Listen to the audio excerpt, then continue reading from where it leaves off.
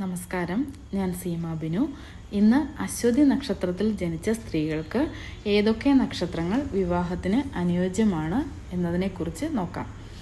അശ്വതി, ഭരണി, അത്തം, ചോതി, വിശാഖം, അനിഴം, തിരുവോണം എന്നീ നക്ഷത്രങ്ങൾ പൊരുത്തശോധനയിൽ ഉത്തമമാകുന്നു.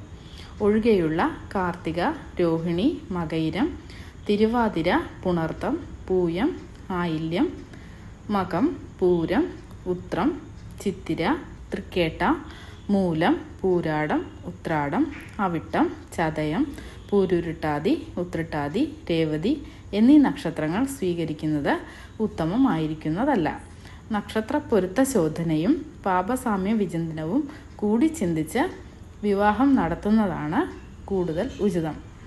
നാളെ അശ്വതി നക്ഷത്രത്തിൽ ജനിച്ച പുരുഷന്മാർക്ക് യോജിക്കുന്ന നക്ഷത്രത്തെക്കുറിച്ച് വിശദമാക്കാം. നന്ദി, നമസ്കാരം.